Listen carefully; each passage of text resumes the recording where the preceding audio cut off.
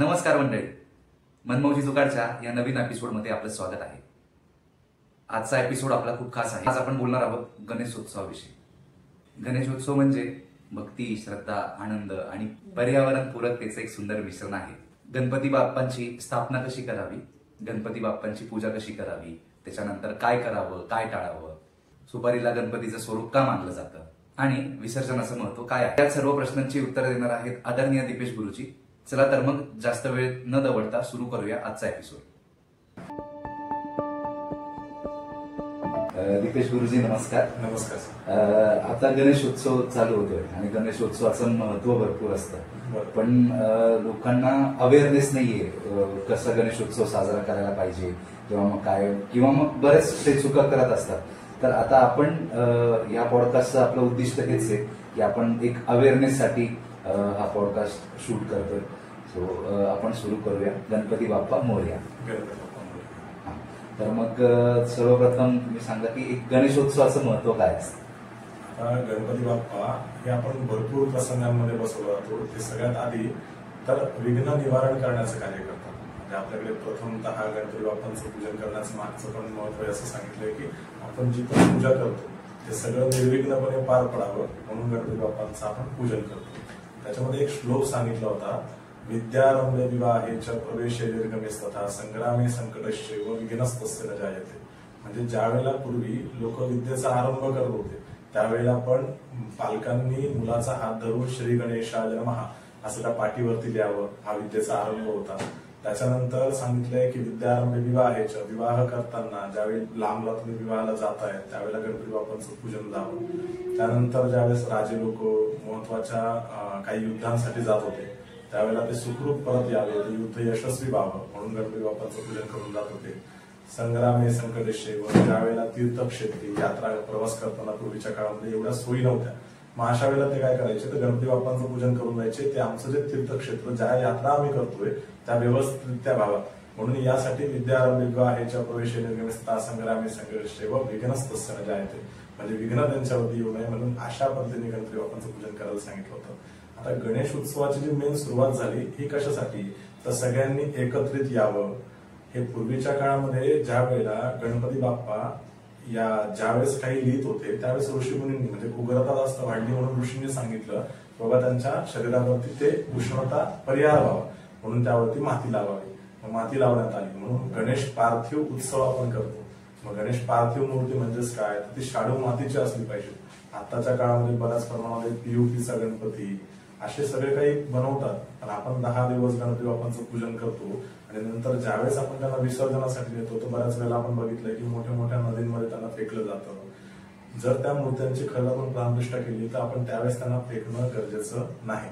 आता दाते पंचांगामध्ये पण असं दिलंय की ज्या वेळेला तुम्ही गणपती बाप्पांचा उत्सव करताय, गणपती बाप्पांना बसवताय तर तुम्ही तुमच्या घरी सुद्धा गणपती बाप्पा विसर्जन करू शकता. आणि शास्त्रामध्ये उल्लेख असा आहे की गणेश पार्थिव मूर्ती सांगितली.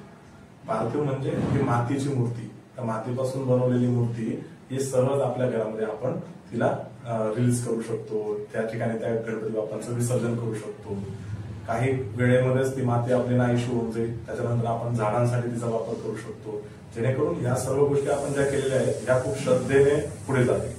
पण आजच्या काळामध्ये जर विचारात घेतलं तर आता गणेश उत्सव केला जातो, मंडळ एकत्र येतात, पण त्याच्यामध्ये राजकारण येतात. राजकारणांसाठी मंडळ भरपूर प्रमाणामध्ये काही लोक ते सात्विक भाव नसतो, फक्त गणपती बाप्पा बसवलाय त्याच्यासमोर कचरा आहे तशा तशा काही पद्धती पडलेल्या आहेत. तर ह्या न करता गणपती बाप्पांची आरतीची वेळ सकाळ सायंकाळ गणपती बाप्पा जर बसवतोय आपण तर मंडळ प्रत्येक ठिकाणी बसवण्यापेक्षा एक काहीतरी मंडळ बसवला पाहिजे प्रामुख्याने. याच्यासाठीच या गणपती उत्सवांचं आपण नियोजन केलेलं होतं. आता कालांतराने भरपूर प्रत्येक आपण जर बघितलं चौकामध्ये एक गणपती बाप्पा बसतात. याच्यापेक्षा एक जर सगळ्यात चौक मिळून जर एक गणपती बाप्पा बसवला तर सगळ्यांचं एकत्रीकरण येईल म्हणून गणेश उत्सवाची आपण सुरुवात त्यावेळेस त्या लोकांनी केलेली होती. ओके. आणि मग आता जर असं आहे तर मग खूप गोष्टी अशा असतात की लोकांना प्रतिष्ठापना कशा करावी याची खूप कन्फ्युजन असतं. तर मग या बाबतीत तुमचं काय मत आहे, म्हणजे प्रतिष्ठापना कशी करावी. हा, आता मुळात भरपूर लोक गणेश उत्सव करताना गणपती बाप्पा आणतात, काही लोक घरच्या घरी त्यांचं पूजन करतात. खरं तर त्यावेळेस त्यांनी गुरुजींना बोलवून प्राणप्रतिष्ठा करणं गरजेचं आहे. एखादे यजमान आहेत की त्यांना जाणकारी आहे, त्यांना मंत्र येतात, त्यांनी त्या गणपती बाप्पांची प्रतिष्ठा करणं गरजेची आहे. ज्या वेळेला लोक गणपती बाप्पा बाहेरून आणतात आणि नुसतंच 10 दिवस त्या गणपती बाप्पांना बसवलं जातं, तर ती फक्त एक साधी मूर्ती आहे. ज्या प्रमाणामध्ये तो व्यक्ती त्या क्षेत्रामध्ये ती मूर्ती ठेवतोय ना, ज्या कारागीर आहे तशा पद्धतीने आपण आपल्या घरामध्ये आणून ठेवतोय. मग त्या ठिकाणी त्यांची प्राणप्रतिष्ठा म्हणजेच काय, काही मंत्र सांगितले आहेत. जसं आपल्या घरी एखादा देव आपण आणतो आणि देव आणल्यावरती आपण काय सांगतो, गुरुजी आम्हाला अभिषेक करायचा होता. अभिषेक म्हणजे पहिल्या त्या देवांना प्राणप्रतिष्ठा म्हणजे देवामध्ये प्राण प्राप्त व्हावं, जीवत्व प्राप्त व्हावं. त्याच्यानंतर आपण जे 10 दिवस त्यांची उपासना करणार ते गणपती बाप्पा खरं तर ऐकत असतात. म्हणजे आपण जर विचारलं तर आपल्याकडे लहानपणी असं म्हणायचे की बाबा, आई म्हणायची की आपण आपल्या घरी गणपती बाप्पा आलेत बरं का, आणि ते 10 दिवस आपलं सगळं काही ऐकतात. आणि ज्यावेळेस आपण नदीमध्ये त्यांना प्रवाहित करतो त्यावेळेला गणपती बाप्पा त्यांच्या आईला हे सगळं काही सांगतात की आपण काय काय केलं त्यांच्यासाठी, काय नाही केलं. हे असं पूर्वी काळात सांगितलं जातं. पण खरं तर देव खरंच ऐकतो जर मनापासून आपण त्याचं पूजन केलं तर. मग गणपती बाप्पांजवळ आपण व्यवस्थितरित्या त्यांची प्रतिष्ठा करणं. प्रतिष्ठा करताना जसं की बऱ्याच वेळेला लोकांना असतं की कलश कोणत्या बाजूला ठेवला पाहिजे, प्रतिष्ठा कशी केली पाहिजे, ह्या गोष्टी आपल्याला लक्षात येत नाही. म्हणजे ज्यावेळेस आम्ही माध्यमातून सत्यनारायण पूजेसाठी त्यांच्या घरी जातो त्यावेळेला लक्षात येतं की त्यांचा कलश जो आहे तो स्वतःच्या उजव्या हाताला ठेवला आहे. तो गणपती बाप्पांच्या उजव्या हाताला म्हणजे आपल्या डाव्या हाताला येईल असा कलश पाहिजे. गणपती बाप्पांजवळ जर आपण घंटी ठेवणार असली तर ती घंटी आपल्या डाव्या हाताकडे असली पाहिजे. शंख ठेवणार असेल तर शंख उजव्या हाताकडे असला पाहिजे. गणपती बाप्पांना प्रामुख्याने जानवं असायला पाहिजे. त्याच पद्धतीने विचारात घेतलं तर गणपती बाप्पांचं मूर्तींचं पूजन, समोर मांडण्यात येणारी गणपती बाप्पा किंवा त्यांची फक्त एक सुपारी मांडली गेली पाहिजे. अशा बऱ्याच गोष्टी शास्त्राने नमूद केलेल्या आहेत. हे जे जाणकार गुरुजी असतील त्यांच्याकडून जर प्रतिष्ठा केली तर ते व्यवस्थितरित्या ते प्रतिष्ठा करू शकतात. पण बऱ्याच वेळेला लोक त्यांना बोलवण्यापेक्षा किंवा काही काळामध्ये गुरुजी पण उपलब्ध होत नाही म्हणून मग कॅसेट वगैरे लावून असं गणपती बाप्पांची प्रतिष्ठा केली जाते. पण खरं तर जे गुरुजी येतील त्यांचा आवाज, स्पंदन ह्या त्या ठिकाणी फार महत्वाच्या असतात. नुसतंच कॅसेटवरती एखादी पूजा होऊ शकत नाही. त्यासाठी मुळात त्या व्यक्तींनी त्या गुरुजींना तिथे बोलवावं आणि मग आदर सत्काराने सगळं काही गणपती बाप्पांचं व्यवस्थित पूजन करावं आणि मग 10 दिवसानंतर आपण त्यांना निरोप द्यावा. अशी प्रतिष्ठा करणं गरजेचे आहे. गणपती बाप्पांजवळ मांडण्यात येणारी फळं हे खरं तर आता काय होतं, बऱ्याच वेळेला बघितलं तर आपण लोकांकडे जातो आणि ज्या फळ विक्रेता असेल त्याला असं सांगितलं जातं आमच्याकडे की पूजेसाठी फळं द्या. आता पूजेसाठी म्हणल्यावर तिथे फार कच्चे असे फळं येतात आणि तेच गणपती बाप्पांसमोर मांडली जातात. आशाने कधीच देव प्रसन्न होणार नाही आणि ही खरी गणेश भक्ती नाही. माझं म्हणणं असं आहे की त्यावेळेला तुम्ही एक काम करा, गणपती बाप्पांना 5 फळं आणतायत ना, एकदम उत्कृष्ट आणा, तेच फळांचा नैवेद्य दाखवा. दुसऱ्या दिवशी तोच प्रसाद म्हणून पूर्ण फॅमिलीने तो प्रसाद खा. परत दुसऱ्या दिवशी नवीन प्रसाद 5 फळांचा दाखवा. परत दुसऱ्या दिवशी परत फॅमिलीने तोच प्रसाद खा. असं जर केलं आपण 5-5 फळं मिळून 10 दिवसांमध्ये 50 फळांचा आपण खाणंही होईल, प्रसादही होईल आणि सगळ्यांचं आरोग्यही उत्तम राहील आणि मुलांना मुळात फळं खाण्याची सवय सुद्धा लागेल. आजकाल बघितलं तर खरंच लोक आता फळं खात नाही, म्हणजे भरपूर प्रमाणात वंचित झाले त्यापासून. मग या गणेश उत्सवामध्ये जर फळं विचारात घेतली तर सगळे लोक घरामध्ये फॅमिली मेंबर्स फळं खाऊ शकतील. फळं त्यांना आपण जर चांगली दिली तर ते आरोग्य पण उत्तम सुधारण्यासाठी मदत होईल. आणि मग 10 दिवसांमध्ये जर आपण गणपती बाप्पांची प्रतिष्ठा करतोय तर गणपती बाप्पांना आपण मनोभावे त्यांचं काही गोष्टी करणं गरजेचं आहे. मग गणपती बाप्पांना आपण जसं की ज्यावेळेस प्रतिष्ठा करतो मग दूध आणि पाणी याच्याने स्नान घालणे, त्याच्यानंतर गणपती बाप्पा कधी आणावेत हाही प्रश्न असतो लोकांच्या मनामध्ये. किंवा गणपती बाप्पांची प्रतिष्ठा करायची, बरेच लोक त्याच दिवशी गणपती बाप्पा आणायचा अट्टाहास करतात. खरं तर त्या दिवशी आणण्यापेक्षा पंचांगामध्ये पण असं सांगितलं की तुम्ही साधारणतः 8 ते 10 दिवस आधी सुद्धा गणपती बाप्पा तुमच्या घरी आणू शकतात आणि त्या दिवशी ज्या दिवशी प्रतिष्ठा असेल त्या दिवशी पूजन करून प्रतिष्ठा करू शकतात. अगदी तुम्ही त्याच दिवशी आणणं हे गरजेचं नाही. दुसरी गोष्ट जर विचारात घेतली, ज्यावेळेस आपण खरंच गणपती बाप्पा घरामध्ये आणतोय तर घरामध्ये आणण्याच्या पूर्वी आपण गणपती बाप्पा किंवा ते व्यक्ती असतील त्या व्यक्तींच्या अंगावरती गोमूत्र वगैरे हे सगळं शिंपडणं गरजेचं आहे. जे आपण पूजेसाठी फुलं वापरणार, त्यानंतर जे आपण गंध, पुष्प, अक्षर जे काही गोष्टी वापरणार आहेत यांच्यावरती थोडं गोमूत्र शिंपडणं गरजेचं आहे. कारण की आज काय होतं, फुलं जिथून येतात आता ते व्यावसायिकरित्या फुलं आपल्याला प्रदान करतात आणि व्यावसायिकरित्या जर प्रदान केलं तर तिथे बऱ्याच प्रमाणामध्ये काही ना काही तर गोळ असतो. त्या वस्तू कुठून आणल्या आहेत, कुठून बनवल्या गेल्या आहेत, बनवणाऱ्या व्यक्तीला सुतक होतं नव्हतं काही कल्पना नाही. आपल्या घरी जर आपण आणलंय तर आपण त्यांना पवित्र करून घेणं आणि मग त्या गणपती बाप्पाला त्या अर्पण करणं हे महत्वाचं सांगितलं. तर खरं तर उजव्या हाताकडे आपल्या गणपती बाप्पाच्या उजव्या हाताकडे कलश असला पाहिजे, म्हणजे आपल्या डाव्या हाताकडे येईल. आणि गणपती बाप्पा हे ठेवण्याच्या आधी खाली अक्षता असले पाहिजे, स्वस्तिक असलं पाहिजे. नाही स्वस्तिक काढता तो नुसता अक्षर टाकून सुद्धा त्यांना आपण तिथे प्रस्थापित करू शकतो. मग गणपती बाप्पांची प्रतिष्ठा, अभिषेक, पूजन हे आपण करणं गरजेचं सांगितलंय. मग आता हे प्रतिष्ठा केल्यानंतर काय गोष्टी करू नये असं तुम्हाला वाटतं? म्हणजे 10 दिवस जर आहे तर मग प्रतिष्ठा करताना बऱ्याच चुका होतात आणि मग त्या कशा अवॉइड करता येतील आपल्याला? आता मुळामध्ये जर प्रतिष्ठा आपण केलेली असेल तिथे तर गणपती बाप्पांना हलवू नये हा सर्वात महत्वाचा नियम आहे. जर प्रतिष्ठा केली असेल तर गणपती बाप्पांना आपण हलवू शकत नाही. दुसरी गोष्ट, ज्या वेळेला आपण तिथं धूप दीप लावतो तर त्या उदबत्ती जी आहे ती त्या फळावर न लावता कुठेतरी साईडला उदबत्ती लावावी. त्या दिवशी घरामध्ये मनमोहक वातावरण 10 दिवसामध्ये असलं पाहिजे. घरामध्ये खरं तर आपण भांडण तंटे नाही केले पाहिजे, कारण की गणपती बाप्पांना आपल्याकडे जर कोणी मोठी व्यक्ती आली असेल तर आपण घरामध्ये बिलकुलच भांडण करत नाही.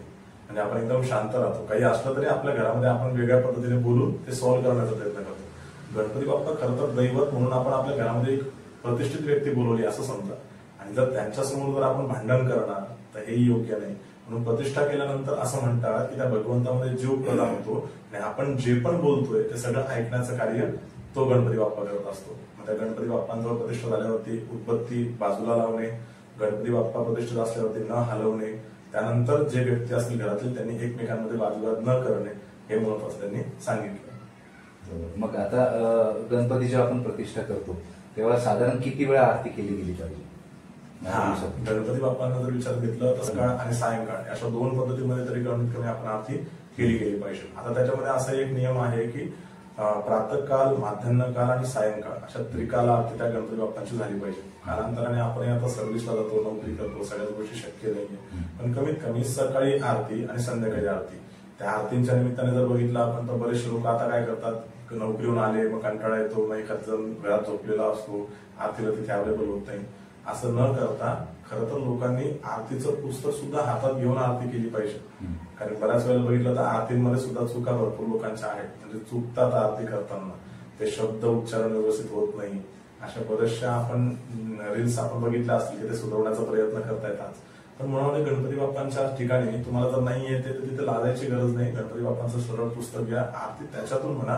कारण की आज जे आरती आपण म्हणतोय ना, म्हणजे आरती हा विभाग असा आहे की जसं मी माझ्या घरच्यांकडनंच ती आरती शिकलो, मी कधीही पुस्तकात ती आरती बघितली नाही. असे बरेचसे लोक आहेत, हे फक्त घरच्यांचं ऐकून ते कानावर पडलं म्हणून मी ती आरती म्हणायला लागलो.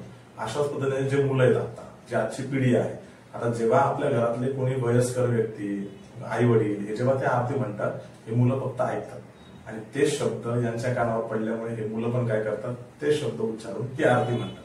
मग अशी आरती उपयोगाची नाही. कारण की याच्यामुळे काय होईल, पोरांचं शब्द उच्चारण व्यवस्थित होणार नाही आणि ते पुढे चालून कधी पुस्तक बघणार नाही. पण जर खरं तर आई वडिलांनी जर पुस्तक हातामध्ये घेतलं आणि ती आरती म्हणायला सुरुवात केली तर मुलं सुद्धा पुस्तक घेतील आणि त्या आरती म्हणायला सुरुवात करतील. याच्याने उच्चारण स्पष्ट होईल. काही दिवसानंतर त्यांना आरती पुस्तकात बघून म्हणायची गरज पडणार नाही. इतकं स्पष्ट आणि चांगली आरती ते म्हणतील. आरती म्हणताना आपण एक लय असला पाहिजे, नुसतंच ओरडणं ही आरती नाहीये. तर आरती म्हणताना लय असला पाहिजे, त्यामध्ये सात्विक आपले आहार असला पाहिजे, सात्विकता असली पाहिजे, चांगल्या पद्धतीने आपण म्हटलं पाहिजे. गणपती उत्सव येतो त्या काळामध्ये खरं तर म्हणजे नॉनव्हेज तसं सगळेच लोक बंदच करतात, पण काही लोक जर नॉनव्हेज सेवन करत असतील तर अशी गणपती उत्सव उपयोगाचा नाही. त्या काळामध्ये तेही फॉलो केलं पाहिजे. कारण की असं म्हणतात नॉनव्हेज पचण्यासाठी ना साधारणतः 48 तासांचा कालावधी लागतो. आता जर देवपूजा करायची असेल तर आम्ही असा नियम आहे की 48 तासानंतर मग त्या व्यक्तीने खरं ते देवपूजन केलं पाहिजे. कारण ते पचनासाठी व्यवस्थित नाहीये आणि पचलंच नाहीये तर मग साधारणतः त्याच्यामध्ये ते आहेच, त्या गुणांनीच तो आरती करतोय किंवा त्या देवपूजा करतोय. अशी पण गरजेची नाहीये. त्या व्यक्तीने ते अवॉइड करावं. 10 दिवसामध्ये तसं बरेच लोक बंदच करतात, पण काही लोक जर करत असतील तर त्यांनी बंद करावं आणि सात्विकतेने ती आरती करावी. आता तुम्ही आरतीचं महत्व सांगितलं, तर मग आरतीसाठी कोणते पुस्तक आपण हे करू शकतो, म्हणजे रेफर करू शकतो? आणि दुसरं असं आहे की आरती किती कोणत्या आरत्या केल्या पाहिजे? म्हणजे आपण सुख करतो, दुःख अर्थ करतो, पण मग त्याच्यानंतर मग अजून काही देवीची आरती आहे किंवा काय, तर ते काय? आता खरं तर आरती गणपती बाप्पांची, देवीची म्हणजे दुर्गट बारी, त्याच्यानंतर लवथवती या 3 आरत्या जरी आपण केल्या आणि 4थी कापूर आरती या केल्या तरीही चांगल्याच आहे. बऱ्याच वेळेला म्हणजे बरेचसे लोक नानाविध आरती घेतात, त्याच्या मागचं रहस्य म्हणजे बाकी मुलांना पण ते संस्कार मिळावे किंवा ती आरती त्यांना पाठ व्हावी हाही त्यांचा हेतू आहे. ती चांगलीच गोष्ट आहे, पण खरं तर मुख्यतः 3 आरती करून आपण ती करावं. त्याच पद्धतीने जर नुसती गणपती बाप्पा शक्यच नाही आपल्याकडनं की माझ्याकडे सकाळी शक्य नाही, एवढ्या होऊ शकत नाही, फक्त गणपती बाप्पांची आरती करा आणि त्या ठिकाणी प्रसाद दाखवा, कापूर आरती करा, झालं. एवढी साधी जरी पूजा केली, त्याच्यामध्ये पंचोपचार पूजन ज्यावेळेस आपण आरती करतो त्यावेळेस पंचोपचार पूजन होणं पण महत्वाचं आहे.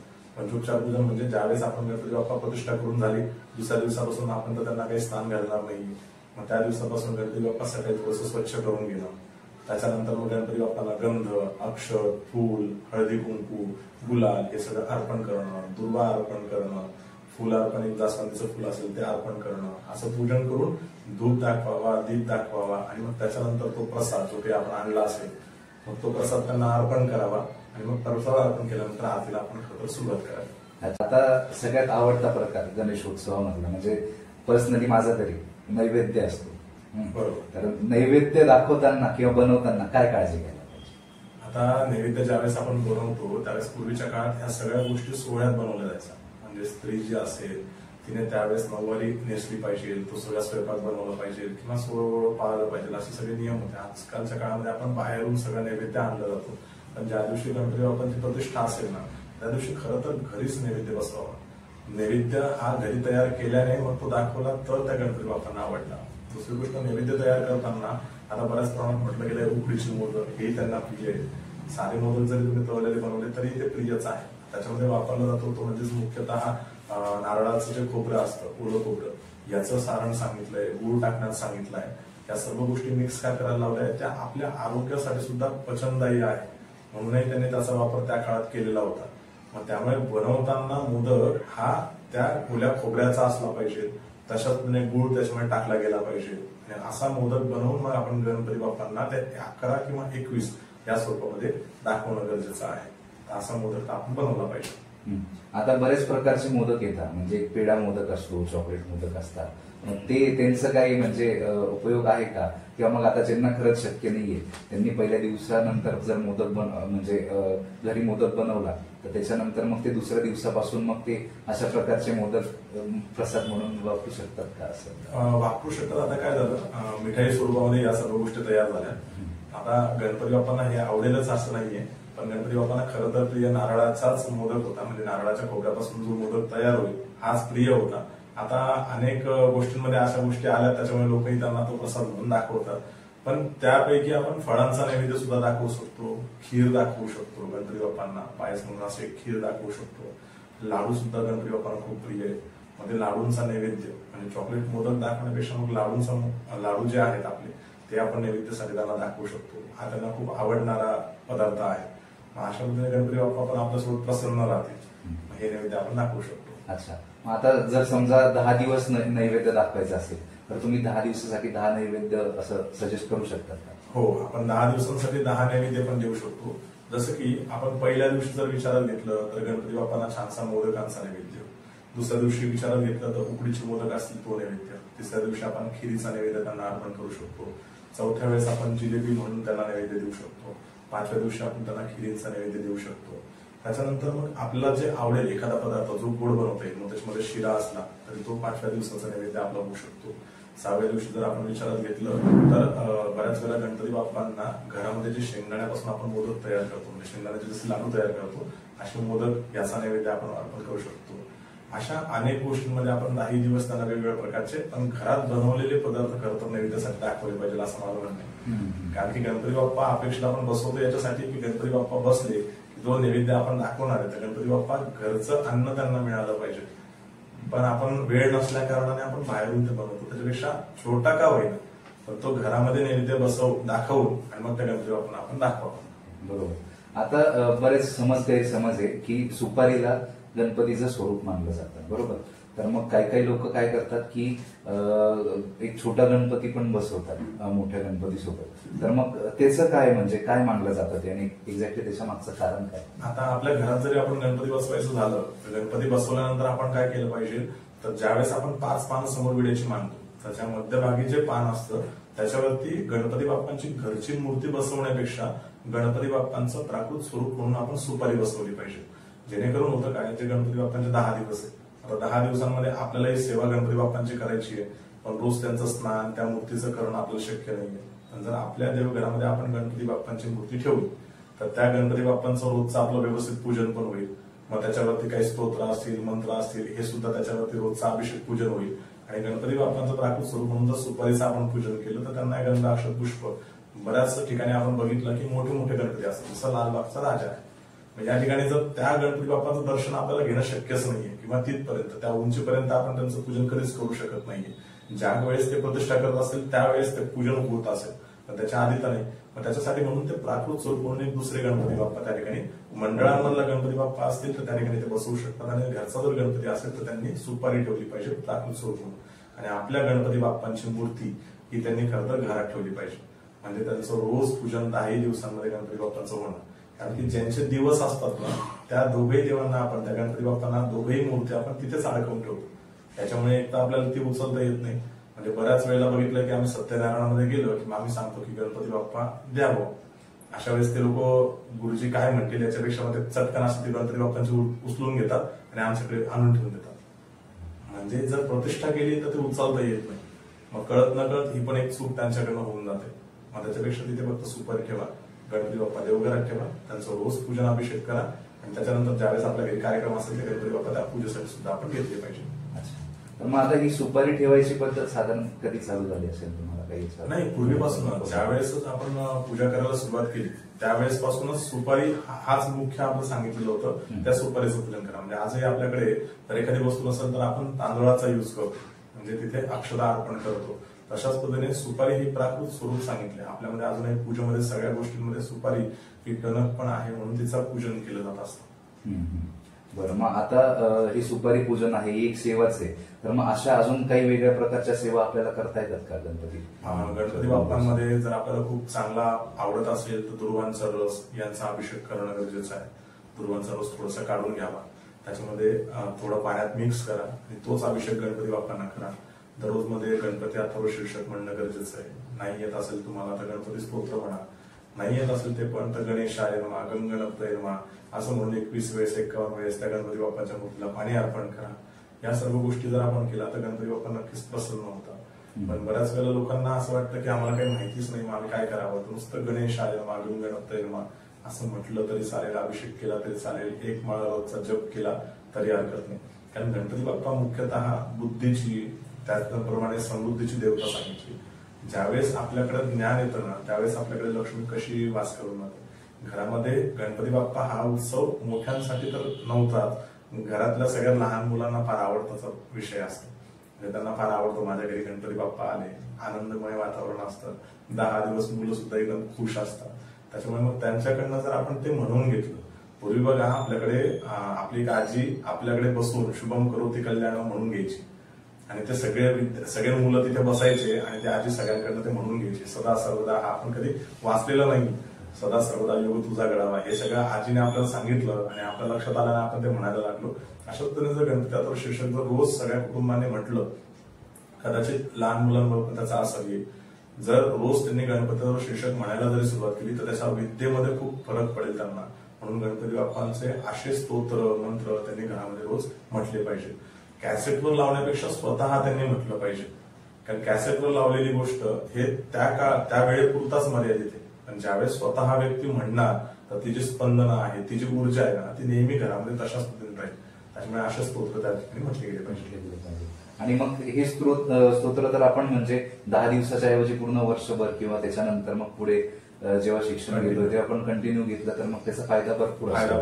बरोबर. म्हणजे आपण जर विचारात घेतलं तर मागे अधिक मास आला होता, त्यावेळेला प्रत्येक जण काही ना काही दान करतो. त्यावेळेला आपण एक मुलांना या ठिकाणी काही उपासना द्यावी, काहीतरी शिकवावं म्हणून आपण एक चालू केलं होतं. त्यावेळेस तर आपण त्यांना गणपती शीर्षक, गणपती स्तोत्र, दररोज आई वडिलांना नमस्कार करणे, अशा सगळ्या काही गोष्टी एक बाल संस्कार केंद्र टाईपच आपण थोडंसं घेतलं होतं त्यावेळेस आणि ते मुलांना आपण शिकवलं होतं.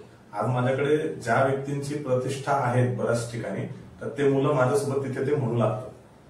मग याच्यामुळे काय झालं की त्यांना ते म्हणण्याची सवय पडली रोज विद्येमध्ये आणि त्याच्यामध्ये ग्रोथ आहे. म्हणजे जर मी बघितलं तर बरेचसे विद्यार्थी ज्यांनी या स्तोत्रांचा युज केलेला आहे त्यांना आजही त्यांच्या शिक्षणामध्ये चांगली ग्रोथही मिळाली आहे. तर त्यामुळे मग अशाही गोष्टी आपण म्हटल्या गेल्या पाहिजेत. आई वडिलांनी खरं तर ह्या सगळा विश्वास ठेवून म्हटलं गेलं पाहिजे. कारण की त्यांनी विश्वास ठेवला तर मुलगा ठेवणार. पण जर त्यांचा विश्वास नसेल तर मुलांचा विश्वास जरा बसणार नाही. बरोबर आहे. आणि त्याचं महत्व पण खूप असतं. म्हणजे आता तुम्ही शाळेत म्हणा किंवा मग कॉन्सन्ट्रेशन करण्यासाठी त्यांना स्तोत्रांचा उपयोग होतो, किंवा मग स्पर्धा परीक्षा आहे, त्याच्यानंतर ते जर खेळत असतील काही, त्याच्यामध्ये पण कॉन्सन्ट्रेशन करण्यासाठी स्तोत्र खूप महत्वाचे असतात. आता आपल्याकडे दैविक भावना कशी सांगितली आहे, जे विदेशांमध्ये काय करतात, मेडिटेशन करतात. आपल्याकडे पण मेडिटेशन होतं, ते म्हणजेच देव, या देवाजवळ बसून आपण जे काही नामस्मरण करतो, जप करतो, हे त्यावेळेपुरता आपला माइंड आपण काय करतो, स्टेबल करण्याचा प्रयत्न करतो. 10 मिनिटं का होईना आपण ते माइंड स्टेबल करतो. ज्या वेळेस आपला माइंड स्टेबल असतो ना, आपण कोणतेही निर्णय एकदम व्यवस्थितरित्या घेऊ शकतो. पण जर माइंड स्टेबल नसेल, म्हणजे बघा, राग जर आला असेल तर नक्कीच काहीतरी विपरीत घडण्याचे चान्सेस जास्त असतात. पण त्याच वेळेला जर राग नसेल, शांत असेल तो व्यक्ती, तर त्याच्याकडनं काही विपरीत घडत नाही. मग मुलं आजकालचं जर पद्धत बघितली आपण, तर मुलांमध्ये आता अग्रेसिव्ह नेचर जास्त प्रमाणात आढळते आपल्याला. म्हणजे आपण छोट्या छोट्या गोष्टींमध्ये न्यूज वाचतोय, आता छोट्या छोट्या गोष्टींमध्ये प्रॉब्लेम्स क्रिएट होतात. यापेक्षा त्या भगवंतांचे जर ते स्तोत्र त्यांना वाचायला दिली, माइंड सेट होईल, त्याचप्रमाणे त्यांची बुद्धिविवर्धन पण चांगलं होईल. जर मुलांसाठी खास त्या गणपती बाप्पांच्या काळामध्ये अजून स्तोत्र वाचायचं जर आपण झालं, तर प्रज्ञाविवर्धन स्तोत्र आहे, ते गणपती बाप्पा ते त्या ठिकाणी त्यांनी शिकवलं पाहिजे. आई वडिलांनी ते कोणाकडून तरी शिकवून घेतलं पाहिजे. नाही तर रोज त्या युट्यूबवरती किंवा कशावरती ते लावा, आणि त्यानंतर त्या गणपती बाप्पांजवळ बसवून त्या मुलांना ते म्हणायला लावायचं रोज. तर प्रज्ञाविवर्धन स्तोत्राने सुद्धा बुद्धिविवर्धन खूप चांगल्या पद्धतीने होतं. तर असे काही स्तोत्र हे खरं तर मुलांना आई वडिलांनी दिले पाहिजे. बरोबर आहे. तर मग आता गणपती प्रतिष्ठा करताना काही गोष्टी असतात. म्हणजे एखाद्याच्या घरी जर सुतक असेल तर त्यांनी गणपती बसवला पाहिजे का, किंवा मग गर्भवती स्त्री असेल तर त्यांनी पण गणपती बसवला पाहिजे का? तर मग हा खूप चांगला प्रश्न तुम्ही विचारला. खरं तर यासाठी भरपूर कॉल येतात की मुळामध्ये आमच्या घरी लेडीज आहेत, गर्भवती आहेत, आता त्यांना गणपती आम्ही बसवला आहे, मग तो गणपती आम्ही विसर्जन करायचं नाही का? तर ही गैरसमजूत आहे. मुळामध्ये पंचांगामध्ये पण असा उल्लेख केला त्यांनी की गणपती बाप्पा हे फक्त 10 दिवसांचे पाहुणे आहेत. ते 10 दिवस झाल्यानंतर त्यांना आपण विसर्जन करावंच लागतं. बरेच लोक काय करतात, वर्षभर गणपती बाप्पा ठेवतात. ही कुठून तरी एक रूढी परंपरा पडली आणि त्याच्यामुळे असं होतंय. पण ज्यावेळेस 1 वर्षासाठी आपण गणपती बाप्पा ठेवतो, आता खरंच बघितलं ना आपण, तर त्यांच्या घरामध्ये 1 वर्ष गणपती बाप्पा त्याचं बिलकुल पूजन होत नाही. म्हणजे अगदी गणपती बाप्पांचं आम्ही असं बघितलेलं आहे की कधी कधी हात मोडलेला असतो, तिथे भरपूर अपायकारक परिस्थिती असते. मग विचारात घेतलं तर धूळ भरपूर प्रमाणात असते. मग याच्याने कधीच गणपती बाप्पा आपल्याला चांगलं देणार नाही. खरं तर आपण त्यावेळेस गणपती बाप्पा 10 दिवस झाले, मग ते गर्भवती जरी स्त्री असली तरीही विसर्जन करावं. मग या ठिकाणी जर तसं केलं तर उपयोग आहे. सूतकांचा जर विषय झाला, ज्यावेळेस आपल्याला सूतक लागलंय हे जर आपल्याला माहिती पडलं तर दुसऱ्या कोणास तरी हातून आपण त्या दिवशी गणपती बाप्पा विसर्जन करून घेणं गरजेचं सांगितलंय. अच्छा. आणि मग असं पण असतं की घरात चांदीचा गणपती आहे किंवा सोन्याचा गणपती असतं, तर मग त्याचीच आपण प्रतिष्ठा करतो आणि ते विसर्जन न करता परत ते देवाला ठेवतो. मग हे प्रकार चालतात नाही.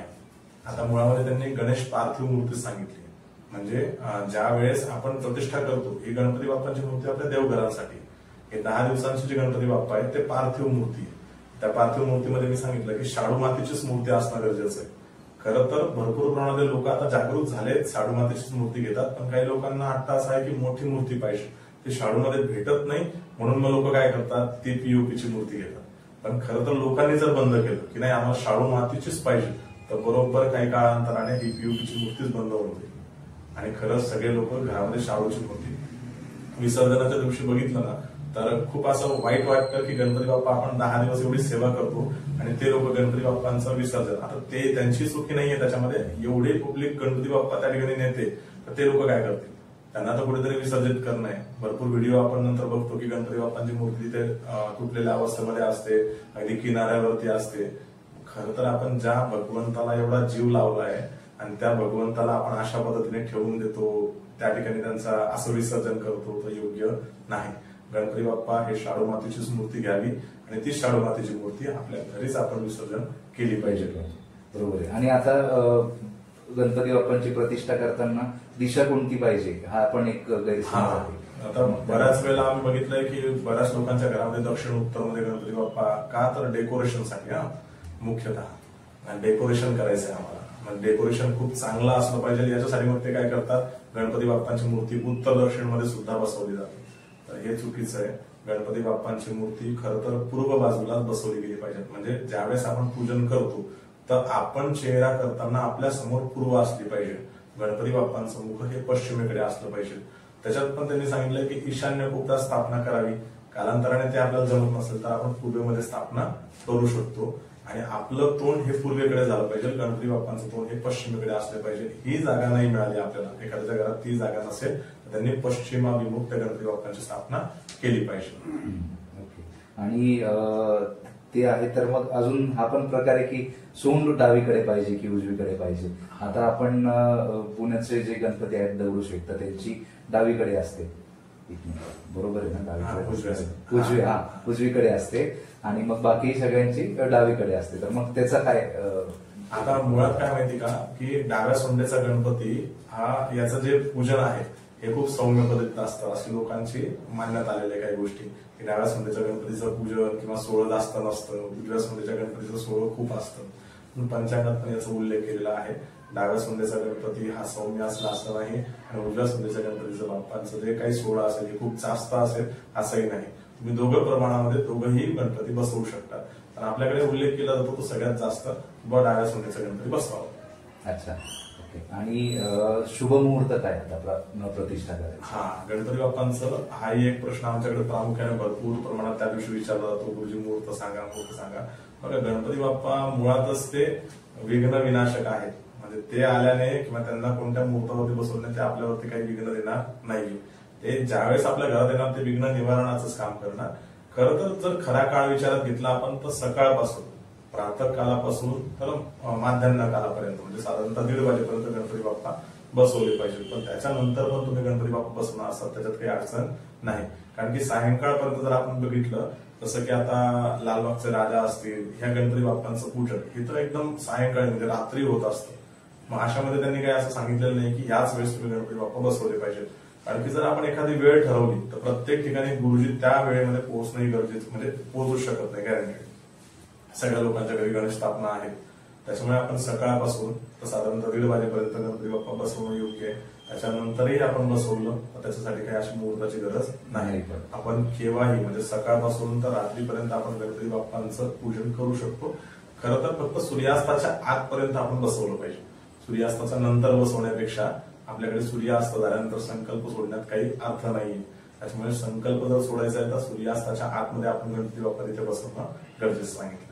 बरोबर. आता प्रतिष्ठा करताना आपण गणपती बाप्पांना जानवं घालतो तर बरेच वेळेस उजवीकडून जानवं घालतो, बरोबर, किंवा डावीकडून उजवीकडे केलं जातं. तर मग ती योग्य पद्धत कोणती?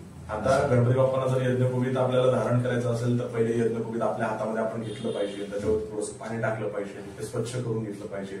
त्यानंतर मग सूर्याकडे आपण दाखवलं पाहिजे ते यज्ञपुगीत. मग त्याच्यासाठी काही मंत्र सांगितले. यज्ञोपवितम परमं पवित्रम प्रजापती सहजम पुरस्तात आयुष्यमग्रम प्रतिमुष शुभ्रम यज्ञोपवितम बलमस्तु तेजः. त्या गणपती बाप्पांना आपण यज्ञोपवीत अर्पण करतोय. ते गणपती बाप्पांना यज्ञोपवीत धारण करताना त्याच्या डाव्या बाजूकडनं उजव्या बाजूकडे ते गणपती बाप्पांचं जे जानवं आहे ते आलं पाहिजे. अशी गणपती बाप्पांना जानवं आपण यज्ञोपवीत देऊ शकतो. अच्छा. आणि आता आपण विसर्जनाची वेळ जेव्हा येते मग विसर्जनासाठी पण काही मुहूर्त असतात का? किंवा मग म्हणजे संध्याकाळ नंतर केलं पाहिजे किंवा त्याच्या आधी केलं पाहिजे? नाही, विसर्जनासाठी पण असं काही मुहूर्तांची आपल्याला आवश्यकता नाहीये. आपण सकाळ म्हणजे माध्यान्ह कालापर्यंत विसर्जन आपलं झालं पाहिजे. जर नाही होऊ शकत असेल तर आपण संध्याकाळपर्यंत विसर्जन करू शकतो. आता त्याच्यामध्ये जर विचारात घेतलं तर विसर्जनाच्या दिवशी आपण एक गोष्ट करू शकतो ते म्हणजे बऱ्याच लोकांना हे माहित नाही की विसर्जन कसं करावं किंवा मुळात त्या दिवशी काही दिलं पाहिजे का. तर विसर्जनाच्या दिवशी आपण काय करू शकतो, गणपती बाप्पांना दही भातांचा नैवेद्य दाखवू शकतो. जे आपण पूर्वी उल्लेख बघितलाय बघा, गणपती बाप्पांनी सगळं अन्न ग्रहण केलं पण दही भात जेव्हा आईकडनं त्यांना मिळाला तेव्हाच त्यांचं ते पोट सुद्धा भरलं होतं. मग अशा वेळेला आपण दही भातांचा नैवेद्य गणपती बाप्पांना देऊ. ज्यावेळेस आपण प्रतिष्ठा करणार असू तर त्यावेळेस त्या गणपती बाप्पांवरती अक्षदा अर्पण कराव्यात आणि पुनरागमनायच असं म्हणून त्या अक्षदा आपण अर्पण केल्या गेल्या पाहिजे. जेणेकरून तुम्ही आमच्या घरी पुन्हा या. ज्यावेळेस आम्ही तुमचं पूजन करणार त्यावेळेस तुम्ही पुन्हा या असं म्हणून त्या गणपती बाप्पांना पुनरागमनायचं म्हणून असा अक्षदा 3 वेळेस अर्पण कराव्यात आणि मग त्यावेळेस त्या गणपती बाप्पांचे आपण गणपती बाप्पा विसर्जन केले पाहिजे. विसर्जन करताना पण आपण जर बघितलं ना तर एक गोष्ट अशी सांगावीशी वाटते की बरेच लोक घरी आरती न करता त्या मंडळात जाऊन किंवा त्या जिथे विसर्जनाची सोय असेल तिथे जाऊन आरती करतात. माझं म्हणणं प्रामुख्याने तिथे असं सगळ्या गोष्टी अवेलेबल नसतात. घाईघाईमध्ये आपण आरती करतो. मग त्याच्यापेक्षा आपण काय करायचं, घरीच गणपती बाप्पांची खूप चांगली आरती करून घ्यायची. आरती पूजन व्यवस्थित झालं की त्याच्यावरती एकदा अक्षता आपण अर्पण केल्या, तिथून एकदा आपण आपल्या गणपती बाप्पांचा विसर्जनाचा प्रवास सुरू केला की डायरेक्ट त्या विसर्जनाच्या ठिकाणी आपण नेलं पाहिजे. तिथे आरती करण्याची आपल्याला आवश्यकता नाही. गणपती बाप्पांची आरती घरी करा आणि तिथे गेल्यावर फक्त विसर्जन करा. तिथे गेल्यावर आरती करण्यात काय होतं, सगळे लोक, काही लोकांचं जर आपण बघितलं तर काही लोकांचा चुकून चप्पल लावून जाते पायामध्ये, तसंच कोणीतरी आरती म्हणत असतं. बऱ्याच वेळेला विचारात घेतलं तर कोणाकडे कापूर अवेलेबल नसतो, तो तसंच आरती करतो. दिवा हवेमुळे विझून जातो, तशीच आरती चालू असते. एवढं सगळं करण्यापेक्षा घरी एकदम मनोभावे आणि सुंदर आरती आपली होऊ शकते. जे टाळ असेल, घरामध्ये प्रामुख्याने टाळ असतात आरतीसाठी, घंटी असते, या सर्व गोष्टींनी मस्त आरती करू गणपती बाप्पांवरती अक्षता अर्पण करा. गणपती बाप्पा विसर्जनासाठी घेऊन जा. अच्छा. आणि आता गणपती विसर्जन करताना 1.5 दिवसाचा गणपती असतो, 5 दिवसाचा असतो, 7 दिवसाचा असतो. मग ते म्हणजे आधीपासून तशी प्रथा आहे की मग ती आता काळानुरूप? नाही, ती घरामध्ये पडलेली एक प्रथा आहे. म्हणजे प्रत्येक घराच्या बाजूने ती पडलेली एक प्रथा आहे. खरं तर 10 दिवसांचा गणपती सांगितलेला होता, पण काही घरांमध्ये 1.5 दिवसांचा, 5 दिवसांचा अशी एक प्रथा पडली. त्याच्यामुळे त्या प्रथेनुसार त्यांनी ते गणपती बाप्पा फॉलो केले पाहिजे. त्यांनी कोणाच्या घरी 1.5 दिवसांचा असेल तर माझे एक व्यक्ती आहे, त्यांचं पण एक 1.5 दिवसांचाच गणपती. ते पहिल्यापासून 1.5 दिवसांचाच बसवतात. ती प्रथा पडली आहे, मग तेही कधी ते मोडत नाहीये. मग त्याच्यामुळे ती प्रथा 1.5 दिवसांची तर 1.5 दिवसांचीच, 5 दिवसांची असेल तर 5 दिवसांची, आणि 10 दिवसांची ज्यांच्याकडे असेल त्यांनी 10 दिवसांचीच ठेवली. पण मग आता असं पण असतं की आपण गणपती प्रतिष्ठा करतो, 5 वर्ष गणपती बाप्पांना आपण बसवतो, त्याच्यानंतर मग खंड पडतो. मग तो खंड पडल्यानंतर मग आपल्याला परत गणपती बाप्पांचं प्रतिष्ठा करता येते का? आता खंड म्हणजे कसं माहिती का, ज्यावेळेस खंड पाडायचा असेल, जर अचानक पद्धतीने आपल्या घरी कोणीतरी एक्सपायर झाला असेल, सुतक पडला असेल आपला, त्यावेळेस खंडन चालतं. आपण स्वतःहून खंडन दिलेलं चालत नाही. तर त्या पद्धतीने जर विचारात घेतलं तर काही दिवस जर आपण गणपती बाप्पा बसवलेत आणि अचानक पद्धतीने एखादं वर्ष आपल्याकडे बसवणं शक्य नाहीये, तर मग ठीक आहे, त्यावेळेस तुम्ही खंडन पडला चालेल. पण आपण कदाचित स्वतःहून खंडन पाडतो, म्हणजे माझ्याकडे सगळं काही आहे, मी बसवू पण शकतो, पण त्यावेळेस तरीही मी नकळत ते बसवत नाही. मग असं नको, असं केलेलं बरोबर नाही. खरं तर मग त्यावेळेस तुम्ही काय करावं, जर सूतक वगैरे असेल तर तुम्ही एखादं वर्ष खंड पाडा. पण जर स्वतःहून तुम्हाला शक्य असेल, खूप काही जमत नसेल, तर तुम्ही त्या गणपती बाप्पांचं छोट्या प्रमाणामध्ये छोटे गणपती बाप्पा बसवावे. त्याच्यामध्ये आता हे तुम्ही प्रश्न विचारला, त्याच्यामध्ये अजून एक सांगावं असं वाटतं की मुळात बऱ्याच ठिकाणी असं विचारात घेतलं की घरी जर कोणी एक्सपायर झाला असेल, त्या व्यक्तींना साधारणतः 2-3 महिने झाले असतील, 5 महिने झाले असतील, तर या काळामध्ये लोक काय करतात माहिती का, विचारतात की गुरुजी गणपती बाप्पा बसवायचे नाहीत का, देवपूजन करायचं नाहीत का. आता शास्त्राने काय सांगितलंय, तुम्ही त्या काळातही गणपती बाप्पा बसवू शकता, दिवाळी पण करू शकता, सगळ्या गोष्टी तुम्ही करणं गरजेचंच आहे. पण त्या कशा प्रमाणामध्ये, खूप जास्त म्हणजे वाजागाजा करण्याची आवश्यकता नाही. म्हणजे ज्यावेळेस आपण एखादी गणपती बाप्पाची खूप मोठी मूर्ती बसवतो, तुम्ही छोटीशी बसवा. डेकोरेशन खूप जास्त प्रमाणात करू नका. छोट्याशा गणपती बाप्पांचं पूजन आपण करणं अपेक्षित आहे. म्हणजे तिथे तुम्ही गॅप करणं गरजेचं आहे. अगदी तुम्ही ज्यावेळेस तुम्हाला एखादं सुतक लागलं आणि त्याच वेळेस तुमचे 13 दिवस येत असतील, मग तुम्ही ते कुठेतरी खंडन पाळतायत तर ठीक. पण जर तसं होत नसेल तर तुम्ही गणपती बाप्पा बसवणं अपेक्षित आहे. आता असं म्हटलं जातं की गणपती बाप्पा म्हणजे पृथ्वी चालवतात पूर्ण, असं बरोबर? तर मग जसं पृथ्वी महत्वाची आहे गणपती बाप्पांसाठी, म्हणजे पृथ्वी एक पर्यावरण पूर्वकच असतं, म्हणजे तर मग पर्यावरण पूर्वक विसर्जनाबद्दल तुमचं काय मत आहे आणि ते कशा पद्धतीने करता येईल? आता मी म्हटलं की शाडू मातीचीच गणपती आपण बसवलं तर आपल्या घरामध्येच ते विसर्जन होईल. त्याच्यापासून आपण अजून काही झाडं लावू शकतो घरामध्ये, जे निसर्गाला पण चांगलं राहील. मग त्याच्यामध्ये खूप काही लोकांना वाटलं, तर माझं म्हणणं आहे की गणपती बाप्पाच हे म्हणून तर आपण जास्वंदीचं झाड घरामध्ये लावू शकतो, जेणेकरून रोजच्या रोज आपल्याला ते आठवण पण राहील. जास्वंदीचं फुल हे त्या गणपती बाप्पांनाच अर्पण होईल आणि मुळात ती माती जी आहे ती गणपती बाप्पा त्या गोष्टी बनवण्यासाठीच चांगली पण राहील. मग ते फुल जर चांगल्या पद्धतीने आलं तर आपल्यालाही आनंद होईल की मी काहीतरी लावलं आहे, याच्याने निसर्गाचं पण चांगलं होईल आणि गणपती बाप्पा हे आपल्या घरातच विसर्जन होतील. कारण की पुढे चालून तर मला असं वाटतं की खूप लोकांनी गणपती बाप्पा हे घरातच विसर्जन करावे, बाहेर नेण्याची गरज नाही. मंडळ आहेत, मंडळामध्ये जे गणपती आहेत ते ठीक आहे, पण घरामध्ये जर गणपती बाप्पा बसवतायत तर छोटी मूर्ती बसवा, खूप मोठी बसवू नका.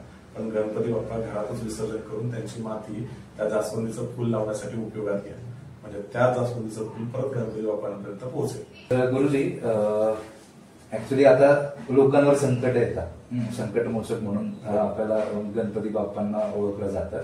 तर मग बऱ्याच वेळेस असं होतं की गणपती बाप्पांना पाण्यात ठेवलं जातं, म्हणजे मग ते संकट नको यायला म्हणून, किंवा असे वेगवेगळे उपाययोजना केल्या जातात, तर त्या योग्य आहेत का? आता खरं तर आम्ही बऱ्याच वेळेला पूजेमध्ये पण या गोष्टी सांगतो लोकांना की गणपती बाप्पा हे निर्विघ्न करताय. खरं तर लोक काय करतात म्हणजे गणपती बाप्पांना पाण्यात ठेवतात आणि म्हणजे देवाला आपण ब्लॅकमेलिंग करतो की तू माझं संकट निरसन कर, नाहीतर मी तुला त्याच्यातून काढणार नाही. तर असं होत नाही. खरं तर ज्यावेळेस तुमच्यावरती संकट येईल ना, तुम्ही त्या गणपती बाप्पांचं अभिषेक पूजन करा असं शास्त्राने सांगितलंय. मग ते बऱ्याच वेळेला बघितलंय तर लोक पाण्यात पण ठेवतात, कोणी साखरेत ठेवतं, कोणी डाळीत ठेवतो. असे भरपूर उदाहरणं आहेत की लोक ते करतात, पण ही प्रथा चुकीची आहे एकदम. तर त्यावेळेस त्यांनी काय करावं, तर गणपती बाप्पांची मूर्ती ही तामणात घ्यावी, त्यांना अभिषेक पूजन छानसं करावं, गंध, अक्षर, फूल, दूध, दीप, नैवेद्य अर्पण करावं. 100% गणपती बाप्पा आपले जे काही प्रॉब्लेम्स असतील ते सॉल्व्ह करण्याचं कार्य करेल. त्याच्यामध्ये अजून एक गोष्ट सांगावीशी वाटते, जर गणपती बाप्पा 10 दिवस आपण बसवतोय ना, तर नुसतंच गणपती बाप्पाकडे मागतच बसायचं ही गोष्ट नाही करू. तर गणपती बाप्पांजवळ आपण बसावं, आपली जी सेवा आहे ती कम्प्लीट करावी, आणि ती झाल्यानंतर खरं तर आपण मनापासून गणपती बाप्पांना आपले जे पण प्रॉब्लेम्स असतील ना ते सांगण्याचा प्रयत्न करा. बघा, लहानपणी आपल्याकडे जर काही प्रॉब्लेम्स आला असेल किंवा कोणीतरी आपल्याला मारला असेल, कोणी मित्राने त्रास दिला असेल, आपण येऊन कसं करायचं, आपल्या आईकडे येऊन रडत रडत त्या गोष्टी सांगायच्या. म्हणजे हे कसं होतं, एकदम बाल्यावस्थेप्रमाणे आपण त्या आईला सगळं सांगत होतो. आई त्याच्यातून काहीतरी मार्ग काढण्याचं कार्य करायचे. तसंच समजूया आपण की गणपती बाप्पा आहे, आपल्याकडे ते कशासाठी आले, आपल्या घरातलं विघ्न जे काय असेल ते निवारण करण्यासाठी आपण त्यांना प्रतिष्ठित केलं. तर आपण त्यांना तेवढ्या प्रेमाने सांगणं पण गरजेचं आहे. मग आपण गणपती बाप्पांजवळ 10 मिनिटं बसावं, गणपती बाप्पांना सांगावं की मला काय अडचणी जाणवत आहेत, त्याच्यातून तुम्हाला काहीतरी चांगल्या पद्धतीने मार्ग दाखवण्याचं कार्य कर. खरं तर लोकांनी देवाला आहे ना असं एकदम प्रेमाने जपलं पाहिजे. जर आपण देवाला तेवढ्या प्रेमाने जर जपलं तर देव आपल्याला काहीतरी देऊ शकेल. आपले वडील आहेत, आपल्याला खूप चांगल्या पद्धतीने सपोर्ट करतात, जीव लावतात, म्हणूनच आपण मोठं झाल्यावर तो मुलगा त्या वडिलांना खूप चांगल्या प्रमाणात सांभाळतो. पण जर लक्षात घ्या, एखादे वडील असतील त्यांनी जर त्यांच्या मुलाला व्यवस्थित सांभाळलंच नाही किंवा काहीच केलं नाही त्याच्यासाठी, तर तो मुलगा कदाचित त्या वडिलांसाठी काही करू पण नाही शकणार. सेम प्रकारामध्ये आज भगवंत आहे आपल्यासाठी. आज भगवंताजवळ जर विचारात घेतलं, लोकांना गर्व असतो की मी हे कमवलंय, मी ते कमवलंय, मी एवढ्या हजारांची मूर्ती घेतली, याच्यापेक्षा मी म्हणतो की हे सगळं देणारा तो भगवंतच होता आज. कारण की माणसाचा जन्म होतो ना, संतती होणं हे फक्त भगवंताच्या हातात. संतती झाल्यावरती ती बुद्धी सुद्धा भगवंत प्रदान करतो, व्यक्ती स्वतःहून काही घेऊन येत नाही. आता भगवंताने जर बुद्धी चांगली प्रदान केली म्हणूनच आपण एवढ्या प्रमाणात कमवतोय, आणि त्या कमवण्यामधूनच आपण त्या गोष्टी विकत घेतो. कारण की आज जर गणपती पूजनामध्ये आपण विचारात घेतलं तर फुल असेल, गहू असतील, तांदूळ असतील, ज्या काही गोष्टी बघा, या सगळ्या गोष्टी कशा मिळतात आपल्याला, निसर्गाच्या सानिध्यातून. शेतकरी हा मेहनत करतो, पण शेती ही सुद्धा कशावरती आहे, तर निसर्गावरती अवलंबून असते. जर निसर्ग खूप चांगला साथ दिली तर शेतीतलं उत्पन्न पण खूप चांगलं पिकतं, पण जर निसर्गाने साथ चांगली नाही दिली तर ते शेतीतलं उत्पन्न सुद्धा पिकू शकत नाही. आणि त्या शेतीमधूनच आपल्याला फुलं, गहू, तांदूळ, विड्याची पानं या सर्व गोष्टी मिळतात. माणूस फक्त ते विकत घेण्यासाठी एक मध्यस्थी आहे की ते विकत घेतो आणि त्या देवाला अर्पण करतो. म्हणजे खरं तर विचारात घेतलं तर आपण काहीच करू शकत नाही देवासाठी, सगळं त्यानेच बनवलं, आपण फक्त ते विकत घेऊन त्याला देण्याचं कार्य करतोय. मग याच्यापेक्षा आपण काय देऊ शकतो भगवंताला तेवढ्या 10 दिवसांमध्ये, तर आपण श्रद्धेने आपलं त्यांचं पूजन करू शकतो, तेवढं प्रेमाने आपण त्यांना जपू शकतो. हे जर केलं तर भगवंत 100% तुम्हाला चांगलेच रिझल्ट देणार. पण ज्यावेळेस लोक स्वार्थासाठी देवाचं पूजन करतात, आजही आपण बघितलं तर एखाद्याच्या घरी गाडी येते, गाडी आल्यावरती तो सगळ्या नातेवाईकांना पेढे वाटतो, देवाजवळ ठेवत नाही. आता मुळात काही लोकांनी तर तुमच्या अपेक्षाच केली नाही की तुम्ही एवढी प्रगती कराल की तुम्ही गाडी घेऊ शकाल. पण त्या काळामध्ये त्या भगवंताला माहिती असतं, त्या भगवंताने सगळ्या प्रॉब्लेम सोडून तुम्हाला काढलेलं असतं. कारण की तुम्ही जेव्हा तुम्हाला अडचण येतं तुम्ही नातेवाईकांकडे जाऊन थोडी सांगतात मला ही अडचण आली आहे, मला याच्यातून काढ बाबा. आपण करतो त्या देवाजवळ जातो आणि त्या देवाजवळ जाऊन सांगतो की देवा तुम्हाला ही अडचण आहे, तुम्हाला याच्यातून काढण्याचं काम कर बाबा कसं पण मला याच्यातून तू काढ, मला ही गाडी घ्यायची आहे, कसाही सपोर्ट कर, मला ती गाडी घ्यायचीच आहे, कसंही कर. त्यावेळेस तो भगवंत आपल्यासाठी ते देतो. मग आपण देवाचे आभार व्यक्त करणं पण गरजेचं आहे. कारण की जर बघितलं तर आपल्याला असं वाटतं आपल्या आयुष्यामध्ये खूप दुःख आहे, पण आपल्यापेक्षाही लोकांच्या आयुष्यामध्ये खूप दुःख आहे. कारण की आमच्या कार्यालयामध्ये ना भरपूर लोक येतात, इतक्या अडचणी आहेत ना की त्या ऐकून सुद्धा आम्हाला पण कसं तरी वाटतं की खरंच एवढ्या अडचणी जगामध्ये असेल. मग त्याच्यामुळे जर असं विचार केला आपण की लोकांच्या जीवनामध्ये तेवढं दुःख आहे ना, त्याच्यापेक्षा आपल्या जीवनामध्ये तेवढं दुःख दिलं नाही भगवंताने, मग खूप चांगलं. म्हणून त्या भगवंताचे आपण नेहमी आभार व्यक्त केले पाहिजे की देवा तू जेवढं दिलं ना मला ते अजून चांगलं दिलं, याच्यापेक्षा पण अजून मला काहीतरी देण्याचं तू कार्य कर. पण सगळ्यात आधी मागायचं म्हटलं तर फक्त सद्बुद्धी प्रदान कर एवढं मागावं. एवढं सगळं सांगण्यापेक्षा भगवंताला फक्त सांगावं की तू मला सद्बुद्धी प्रदान कर. ज्या दिवशी आपल्याकडे भगवंताने बुद्धी दिली ना त्या दिवशी आपल्याकडे लक्ष्मी येणार म्हणजे येणार. पण जर बुद्धी नसेल तर लक्ष्मी सुद्धा येऊ शकत नाही. म्हणजे या गणेश उत्सवामध्ये भगवंताने खरं तर एक चांगलं काम करावं. त्या भगवंताला प्रेम लावणं, आदर भावना या सगळं व्यक्त करून त्या देवाचं पूजन करणं अपेक्षित आहे. आज विचारात घेतलं तर जसं तुम्ही तुमच्या त्या गणपती बाप्पांचं पूजन करा तसंच मुलगा सुद्धा तुमचं ते पूजन तसंच करेल. पण जर तुम्हीच काहीतरी तडजोड करून पूजन करतायत ना मुलाला तीच सवय लागणार, ते पण तसंच करणार. मग पुढे जाऊन हा गणेश उत्सव राहील का? तर नाहीच राहणार. कारण की मुलांना वाटेल की ठीक आहे बसवलं होतं. मुलांना या गोष्टींचे सायंटिफिक रिझन सांगा की आपण त्या गणपती बाप्पांना मोदकच का दिलं, गणपती बाप्पांना दुर्वाच का अर्पण केल्या, गणपती बाप्पांना दुर्वा कशा अर्पण केल्या पाहिजे. खरं तर आपल्या आजच्या व्हिडिओच्या माध्यमातून आपण खरं तर भरपूर लोकांना या गोष्टी समजवल्या की यज्ञोपवीत कसे असले पाहिजे, त्याच्यानंतर यज्ञोपवीत कसं धारण केलं पाहिजे, कलश कोणत्या हाताला असला पाहिजे, गणपती बाप्पांचं पूजन कसं करावं. त्याचमुळे हे लोकांपर्यंत पोहोचेल त्यावेळेस ते मुलं सुद्धा सुधारतील, मुलांनाही लक्षात येईल आणि मग ते पूजन करायला सुरुवात येतील. ज्यावेळेस त्यांना लक्षात येणार नाही ना की पूजा काय असते मग अशा वेळेला ते अंधश्रद्धेला बळी पडतील. आणि अंधश्रद्धा ही माणसाला नेहमी एखाद्या काळोखामध्ये घेऊन जाण्याचं काम करते. पण श्रद्धा असली का ती नेहमी उजेडातच त्याला ठेवण्याचं कार्य करते. त्याच्यामुळे लोकांनी ह्या सर्व गोष्टी पाहायला पाहिजे. हो, खूपच सुंदर गुरुजी. म्हणजे तुम्ही जे ज्ञान दिलंय ना ते खूपच सुंदर आहे. आता हे सगळं आपलं गणेशोत्सवाबद्दल झालं, पण आता जर मला देवघरात मूर्ती बनवायची असेल गणपती बाप्पांची तर साधारण त्याची उंची किती असायला पाहिजे? आता ज्या वेळेस आपण देवघरामध्ये मूर्ती बनवतो ना तर त्या पुरुषाच्या अंगठ्याच्या मापा एवढीच मूर्ती घरामध्ये प्रस्थापित केली पाहिजे. त्याच्या व्यतिरिक्त वरती किंवा मोठी मूर्ती बसवली नाही पाहिजे असं शास्त्राचा एक नियम आहे. बरोबर. अच्छा गुरुजी, तुमचं म्हणजे तुम्ही आम्हाला अमूल्य वेळ दिला आणि गणेशोत्सवाचं महत्व सांगितलं आणि प्रतिष्ठा कशी करायची आणि इतर पण बाकी संपूर्ण ज्ञान दिलं त्याच्यात. धन्यवाद. धन्यवाद मंडळी, हा एपिसोड पूर्ण बघितल्याबद्दल. दीपेश गुरुजींनी आपल्याला गणपती स्थापना कशी करावी, त्याच्यानंतर विशेष सेवा कशी करायची, सुपारीचं महत्व, त्याच्यानंतर विसर्जन कसं केलं जावं याविषयी आज आपल्याला संपूर्ण माहिती दिलेली आहे. तुम्हाला हा एपिसोड आवडला असेल तर नक्कीच तुमच्या मित्रमैत्रिणींना, घरच्यांना आणि तुमच्या जवळच्या व्यक्तींना शेअर करा आणि चॅनल सबस्क्राईब करायला विसरू नका. आणि शेवटी एवढंच म्हणेन की येणाऱ्या गणेश चतुर्थीच्या तुम्हाला हार्दिक हार्दिक शुभेच्छा.